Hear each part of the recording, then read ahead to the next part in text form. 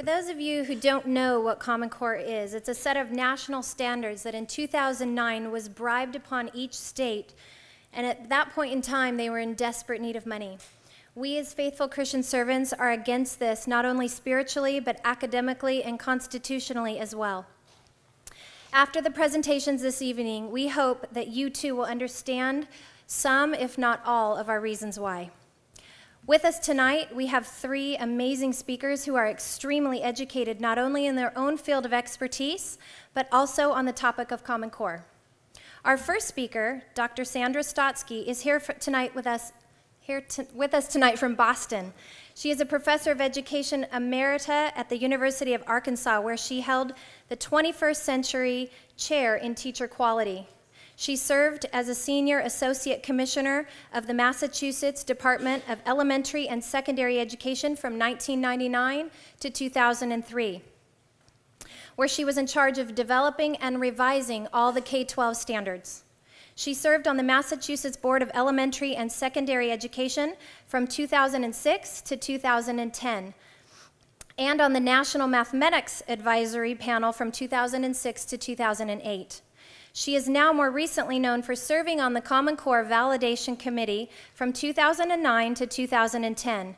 She was one of the 5 members of the Validation Committee who would not sign off on the standards as being validated. Our second speaker, Lydia Gutierrez, has been in the classroom teaching elementary school students for 22 years. She has her master's in education, math, and multicultural education, and she is currently a candidate for California State Superintendent of Public Instruction. Our final speaker, Brad Dacus, is the founder and president of the Pacific Justice Institute, which defends parental rights, religious and civil liberties across the California and the nation. He served as legislative assistant to U.S. Senator Phil Gramm and went on to receive his Juris Doctor from the University of Texas School of Law. Brad Dacus can be heard weekly on the Dacus Report on radio stations across the country. I have a couple reminders. There is no eating or drinking other than bottled water in the sanctuary. Also, we would greatly appreciate it if you would silence your cell phones. Before we get started, I'd like to see a show of hands. How many parents are in the audience, parents of elementary school students? A lot. How about middle school students? A lot. Any elected officials? Great. Over here? Great. Teachers? Yes.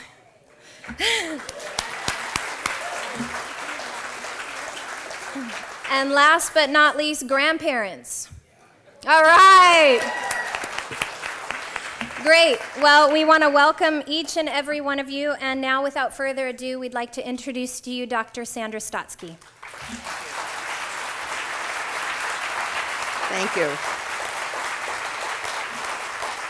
Thank you all. Thank you all very much for your warm welcome and for the wonderful tour of California I am making, starting from very south of here to, I know I'm going to a lot farther north in a few days, and it's just been an exhausting but very exciting set of days for me. Let me begin with just a couple of words of advice, one of which connects to what Brad Dacus is going to talk about. After listening to a number of parents who have been expressing their concern about the kinds of form letters or responses they get when they say they want to opt out their kids, you don't have to ask for permission to opt out your child. You have a right to do that as a parent at any time. And I think it is unfortunate if officials from the Department of Ed or the commissioner or local school boards don't understand and don't recognize or give you some double talk. But all parents do have the right to take their kids out of school or keep them out for any particular activity and just send in an excuse note. That's all that's necessary. They do not have to ask for permission. Now, the other idea is one that will need to be explored a little bit more, and I came up with it after talking a few days ago with a few parents. If there are high-achieving high schools or school systems in the state where most of the students go on to college, you have achieved the goal of college readiness standards. Therefore, and this is the logic I want you to think about, why do you need to adopt college readiness standards when most of your students have already achieved the goal of going on to college, and you have some empirical evidence that that's what they can do? So try exempting yourself from adopting college readiness standards when you can show that whatever you've been doing has already produced college-ready students. Try it. We need to call the bluff of these bureaucratic bullies, as I see it, at the state and federal level. Let me now start off with a very brief big picture as I see it, because I come to what I have to say not only from what I did in the Massachusetts Department of Education, but from the year's experience on the most bizarre committee I've ever been on, Common Core's Validation Committee, a very peculiar committee about which you can find almost nothing because it was private and there are no records available, and I had to sign a confidentiality agreement in order to stay on it. It was that kind of non-transparency. There were 4 basic groups that were bypassed in the effort to develop and get Common Core standards approved by all of the states in this country, and it's done its job on 46 of them. First, parents had no idea what was happening. Only last year have they begun to be aware of what's happened to their public schools. Second were teachers. They were also not told or informed or given input in general into what were to be the national standards. Third were state legislators. I've been speaking to about 25 state legislatures as a witness, and the first question is, what is Common Core? What are we getting these bills for technology for? Nobody bothered to tell them, particularly their own state boards of education. And then fourth, local school boards were bypassed. These are, of course, the 4 major groups who should be concerned with the education of children. They're the closest, and they were deliberately bypassed. It was a top-down bureaucratic process model, and only now are the waves of protest beginning. They started last year. Why? Because both parents and teachers began to see what lessons were actually in the curriculum that were called Common Core lessons or based on Common Core. And then the explanations kept coming forth. Oh, this is an implementation problem. It's not a problem with the standards. It's these teachers and administrators who don't know what they're doing. These poor materials are being developed and stamped Common Core aligned, and nobody really understands these poor standards. They're so good, but nobody appreciates how good they are. Let's begin with some facts, and this is available as information.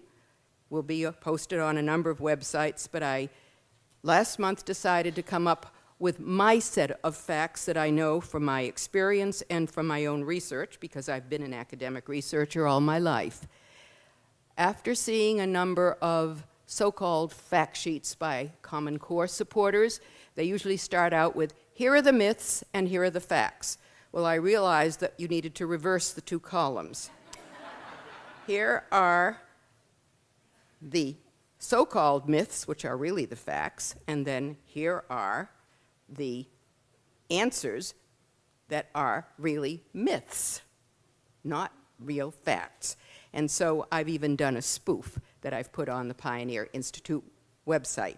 They are not these are not state-led standards. We know that 3 private organizations in Washington, D.C., the National Governors Association, the Council for Chief State School Officers, and Achieve, Inc., which is a spin-off of the NGA, all were funded for the purpose of developing these standards by a 4th private organization, the Bill and Melinda Gates Foundation. Because this is all a private project, there are no records available. No one can FOIA, Freedom of Information Act. No one can get anything from any of them.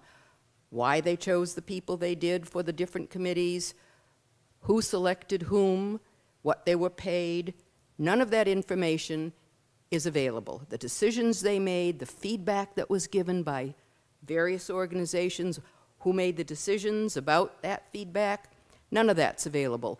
And why that matters as process and transparency, for me, and this is something I always like to tell audiences, I come from a very strong involvement in my own home community in the affairs of self-government, which is the really big loser out of Common Core here.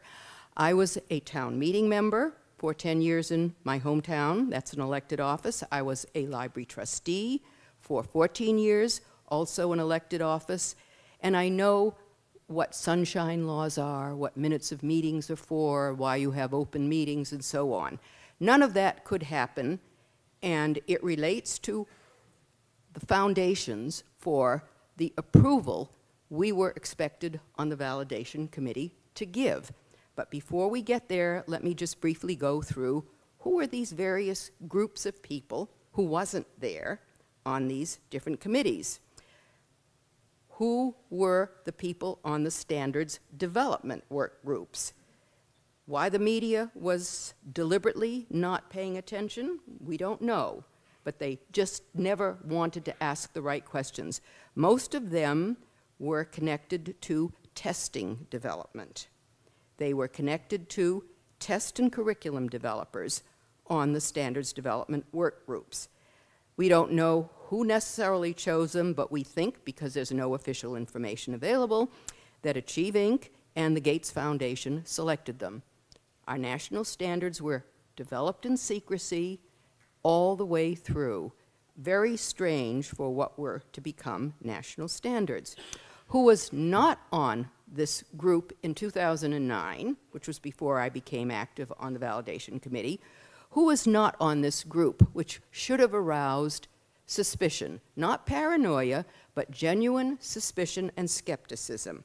High school English teachers weren't there, high school math teachers weren't there, English professors, scientists, engineers, parents, legislators, early childhood educators, and local and state school board members. The very kinds of people you would have thought would be involved in developing something called college readiness standards. And you have to think about that title, because we've never had in this country or in any other country anything called college readiness standards. They're plain old standards. They're high school standards for determining high school diploma, graduation requirements. We've never had anything that bypassed high school diploma requirements so that you could do an end run from a college readiness test if you passed it in grade 11 and get right to college if you were accepted and wanted to go, and could get credit for your freshman courses that related to the level of that college readiness test that you took. And that was one of the major goals in practice of this whole set of standards. How to get kids from a college readiness test that is probably between an 8th and 9th grade level in difficulty, but there are more issues than that, to credit-bearing college-level courses, particularly in math. What that means is that you may have kids taking intermediate algebra at the college level for credit. That may be college readiness in this country. We will become an international laughingstock. Who are the people who were qualified, supposedly, to write these standards? Well, they weren't really qualified. Let me speak first of the ELA standards writers. Their names are known, David Coleman and Susan Pimentel. They had never taught reading, never taught English, neither had majored in English as undergraduates, neither has a doctorate in English, neither had ever published any serious works on K-12 in curriculum and instruction. And at the time they were appointed, no one knew them. No one knew who on earth they were in the entire field. No other country would have had such unknown people developing its national standards, especially when they didn't have any academic credentials to do anything in the English language arts. In math, it was a slightly different situation, but it raises a different question. Two of the math standards writers did have PhDs in mathematics, Jason Zimba and Bill McCallum. The third member of the team, whose name is Phil Darrow, had majored in English. Go figure. None had ever developed K-12 math standards before. Would any other country have ever had such a peculiar group of people developing its national standards? It's hard to think that they would have allowed such a non-credible situation to take place. We don't know why they were chosen, who chose them, what the contracts were like, because, as I say, none of that information is available. What was the ostensible purpose of the committee I was finally put on? And I'll explain briefly why I got onto that committee, because one of the questions that's always asked me is, given my 4 years of steady criticism, how did I ever get onto this committee? Why did they want me? And I'm sure they've regretted it ever since. But I was put on this committee because I kept nagging the Commissioner of Education, Mitchell Chester in Massachusetts, who I had helped to actually choose to be the Commissioner of Education in Massachusetts when I was on the state board. He owed me a favor. And I wanted to be on the final, what I thought was going to be the final committee that would look at these standards, because what was the charge officially to this committee? It was to ensure that Common Core's standards were internationally benchmarked, which means comparable to the best in other countries, research-based, and rigorous. And I was one, as you heard, of 5 members. The other one, James Milgram, who is a professor of mathematics at Stanford, and who was put on this committee by then Governor Schwarzenegger. He was not given a choice. He was just said, you're going to be on this committee, because he had helped to write your wonderful math standards, K-12, that have served California well. But we were 2 of the 5 that didn't sign off, because we couldn't get any information about internationally benchmarking countries or the research base supporting whatever was done. I looked at ELA, he looked at math. We used to talk to each other. We knew something peculiar was going on, we just didn't know what. But we could not get any information on what countries were we benchmarked to in either subject. To this day, we do not know what countries we were benchmarked to. This is, by the way, a very serious Achilles heel for the standards, because the US ED promised the states in the race to the top applications that they would be able to adopt internationally benchmarked standards. And to this day, they haven't been able to show that. We know that they're not internationally benchmarked because they're much too low. So who else was on the validation committee? There weren't any high school math teachers, which one would have logically expected. Milgram was the only mathematician. I was the only English language arts standards person. There were a lot of people connected to schools of education. Many of them had doctorates in mathematics education, which doesn't mean that they can understand a set of high school math standards. Have to remember that. So 2 of us, who were the 2 content experts, were 2 of the 5 who didn't sign off. What was the real purpose of this committee? Very briefly. So far as we could figure out, we were to be rubber stamps. By the end of the year, we were to simply sign off. The other members of the committee did, and there are a variety of reasons why they did. One would have to look at their names, their affiliations, the grants they get, to begin to try to understand why so many just signed off when we didn't even have the evidence or the information that would have supported signing off. So the 3 chief deficiencies of these standards that have been imposed in 46 plus states are, and I want to repeat again because you really need to go around and repeat this kind of information. They're not rigorous, even though you will keep hearing parrots flying around saying rigorous, rigorous, rigorous. They're not. They're not research-based. There is a very unusual approach to the teaching of Euclidean geometry that Milgram has regularly talked about. There's no research base basically to support it. Maybe one country in Europe, Flemish Belgium, may be attempting to implement this particular approach. But it was tried in the old Soviet Union and quickly rejected because it was not successful. And most high school math teachers in this country don't have a clue about how to teach it. And we don't know what's going to happen with that subject in high school in this country because they're not capable of teaching a way to get to Euclidean geometry that was put into that document. And then, as I said before, the standards are not internationally benchmarked. So we're going to be outdone by our children's peers in any number of other countries. As Milgram has estimated in math, and has said this publicly in many, many places, by grade 8, our kids are going to be about 2 years behind their peers in other high-achieving countries. This is very serious, but it isn't quite as serious as what's going to happen by the end of high school in both subjects, not just math alone. As Professor Milgram has pointed out in a recent document that we co-authored, what is missing at the high school level are those standards that lead to STEM careers in college: science, technology, engineering, and math. They're just not in the document. And we know they're not in the document because the chief writer of the math standards, Jason Zimba, admitted they were not in the document. So how did the U.S. Chamber of Commerce get to endorse them? ExxonMobil get to endorse them? Even the Gates Foundation? We don't know.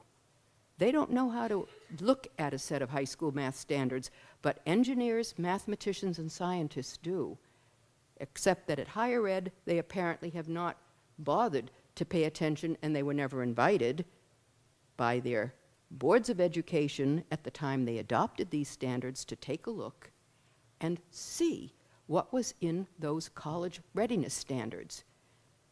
As Professor Milgram has said, those college readiness standards go up as far as weak algebra 2, which is not going to get anyone to a STEM career in a 4-year major in college. As far as ELA is concerned, there are several major deficiencies, and I'm not going to spend too much time on them because I really want to talk a little bit more about the political implications of what can be done today. And I've written so much in the past 4 years, all you need to do is go to my website to see all the details for the problems in the English language arts standards. They're skills, not content standards. They're skills standards, if you call them standards, which means that they can be attached at any grade level. There's no indication of grade level difficulty in the standard itself. And they stress writing over reading. Now, those of you with children in the elementary school are probably already aware of the problems with excessive writing. Math has been turned into a language arts class. Kids have been expected to write and write and write. Now, to some extent, it is reasonable to say kids need to explain whatever they are learning about the concepts in mathematics. But how much time should they be spending writing in a math class? How much time should they be spent writing in an English language arts class? Because the real balance should be more reading than writing.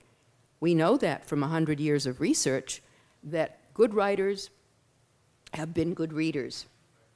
And every teacher knows that. Our students need more opportunities to read, not more writing than reading.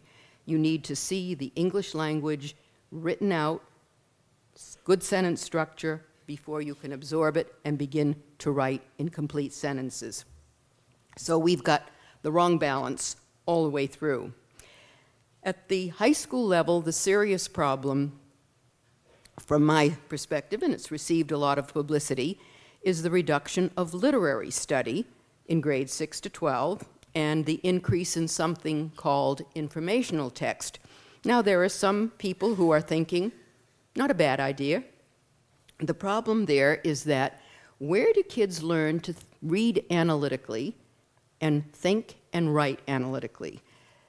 If it comes anywhere in the curriculum, it comes from good English teachers helping kids to learn how to read between the lines of complex literary texts, where you have ambiguities, ellipses, you have things that are left out deliberately.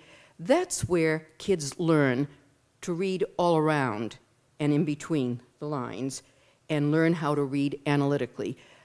That's not what the expectation is in math, science, or history textbooks. They're informational. You're supposed to read the information and understand it. You need a body of information in your head. You can't think critically with an intellectual vacuum in your head, but learning how to read critically, particularly analytically, you need the help of a teacher with literary texts. Well, it's been reduced to 50%. Because for reasons that we still don't quite understand why, David Coleman decided, maybe in the middle of the night at some point, that students, when they go to college, read mainly informational texts, so that's what their English teachers in high school should be doing. English teachers aren't happy about it, but they're not speaking up. That's another huge issue. Teachers as a group do not speak up unless they are singing Hosanna to Common Core. They do not, rarely do they ever utter any critical comments, because that would reflect poorly on the teacher evaluation that they might get, because that is what the purpose of the Race to the Top grant was, or those applications. So you have got a number of major problems in both documents. The last one I will mention in math is deferring completion of Algebra 1 to grade 9 or even 10. What does that mean for those of you who follow how the science curriculum piggybacks on the math curriculum? It means you never get to advanced science or even advanced mathematics topics if you're still completing Algebra 1 in grade 9 or grade 10. So you've got a serious problem with what's happening at the high school level. It's been retarded. The bottom has been raised a bit in terms of expectations, and in fact, many early childhood educators will tell you it's inappropriate in grades K1, 2, but I think that was done deliberately to impress the New York Times editorial board. We're asking little kids to speak in complete sentences, write paragraphs. None of this really is developmentally appropriate. And when I looked at middle school writing, you can see in grade 6, children are expected to start writing with claims. And when I've talked to kids, the only claims they understand are baggage claims. They do not understand rhetorical claims, particularly since they've never read that kind of writing before. So you have very serious mismatch problems in this particular set of ELA standards. Many people then ask me, well, what did Massachusetts do? If you did such a good job with your standards, why did your Board of Education dump your great ELA standards and in math and in English language arts? I have about 5 minutes left. That's what that was for. I need a cue. In California, you had, in math and science, standards that were considered the gold standards for the country. You have lost the best standards in the country in math and science. I'll say another word about the science standards in a minute. They're not strictly Common Core, but they're related to Common Core. But in Massachusetts, Massachusetts was to be the sacrificial lamb. We knew that we were being courted to get rid of our standards so that other states would follow suit. And there were various reports that the Gates Foundation paid for, all showing basically there were no differences between Common Core standards and the Massachusetts standards. The real reason we knew was that we were promised $250 million of Race to the Top money, which we did get. And that was what we sold our good standards for. California didn't get Race to the Top money, but it did give up its great standards. Recently, I believe your Board of Education finally dumped its wonderful science standards. Why do I say they were wonderful? Because the standards that are being adopted that are called Next Generation Science Standards that Achieve Inc. has helped some science teacher organizations put together, they basically leave out high school chemistry. Why is that so ironic and worthy of note? Because your science standards were developed, some of you may recall, under the chairmanship of Glenn Seaborg, a Nobel Prize winner in chemistry. I am sure your old standards treated chemistry with respect. And the current standards that your board has now put into place or is in the process of implementing basically leave chemistry out of high school. Why? We don't know. You know, nobody asks questions like that. So you have to think about what's going to be absent from our high school students' academic careers when they go to try to get into private colleges and universities in this country that can choose well-trained foreign students instead of poorly educated American students of all kinds. Remember, this isn't just going to hit certain groups, it's going to hit students in all demographic groups who could do high school level work in math and science. So then you start asking yourself, as I have over the years, how come the STEM standards were left out? Of the math standards, how come chemistry standards were left out of next generation science standards? Milgram and I have been asking that question for a few years. No answer. Remember, there were 2 PhDs in mathematics who wrote Common Core's math standards. They knew what they were leaving out. Why doesn't someone tell us why they left them out? We don't know.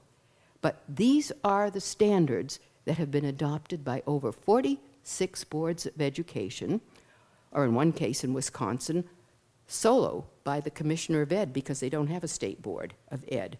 And I was told in Wisconsin, where I testified twice, that when the final version of Common Core's standards came out on June 2nd, 2010, he got them in the morning and in the afternoon declared that Wisconsin had adopted Common Core standards. And this is what Wisconsin is now living with. So you've got these bizarre situations in which the legal authority there in these states' statutes enabled these boards of education to do what they did without doing 2 things that I think every state board should have done. And I've asked about this every time I testify. Did your state board of ed ask for a cost-benefit analysis from your legislature at the time it was ready to adopt? Not one. Number 2, when your state board was getting ready to adopt something called college readiness standards, did they bother to ask their own higher ed faculty? Every state has a major public university and engineering colleges, because I ask about them everywhere. Not one. So they have been negligent, irresponsible, and it's not because they're dumb. They're college-educated, intelligent people. We just don't understand how they could have behaved so irresponsibly. So we have a situation today in which we are facing a dumbing down of the K-12 curriculum. College first few years will be moved down to take up that vacuum that has been created, more or less. And the goal will be to get more students through college with diplomas. What will that mean? They will know not as much as students know today. They will know far less. How that will affect all the 21st century major professions and skills, we don't know. Remember, the jobs of the future involve math and science, for the most part. 21st century skills piggyback off of computer science, mathematics, science, economics, finance. These are all affected by what is happening. Teachers in the schools can understand this better. Certainly the high school math teachers do. They just don't speak up. I don't know why they can't be encouraged as a group to speak up more. But one thing I am telling everyone now, and I'm doing this far more systematically in the past couple of weeks, what has not been extinguished is local control of public schools. That is something that we have uniquely in this country from its founding. And they have the legal authority by virtue of having elected school board members who are responsible for decisions over standards, curriculum, and instruction at the local level. State boards may have authority over what tests have to be offered by these local units, but local school boards can reject Common Core standards, and in California, they certainly can say, let's go back to the ones we had before because it was clear they were far superior. Someone has asked, well, how will we know what the effect of Common Core will be in the future? And this is a very good question because we have no way of finding out in the future. All the indices have been dumbed down and aligned to Common Core. ACT, SAT, GED, the General Education Diploma, the National Norm Reference Tests, all of the regular indices that you could use to judge how far down your whole school system has gone will have been adjusted downward, so you have very few, if any, independent sources of information. And the only one I can recommend at this point that we know about is TIMSS, Third International Mathematics and Science Study, which has an international board and at this point may be immune to manipulation by Gates Foundation funding or USED pressure. We don't know. But at this point, they only do math and science, and maybe we'll find out there what's been happening to our school curriculum. But we do have to start paying attention at the local level. Parents have to be looking, as they have started to in the past year, at the kinds of lessons in both math and English their children are being given, and nag their school officials. I was one of those tiger moms, so I understand it. You remember, the squeaky wheel gets response, and your officials at your local school level are as in the dark as anybody else. They're just repeating talking points given to them. So you have to keep going after them and getting your local school board to set the policies it should. By statute, it still has most of those powers. I'm going to stop here because later on there will be questions, but you do need to hear what Lydia has to say and what Brad Dacus has to say. So thank you very much for your attention.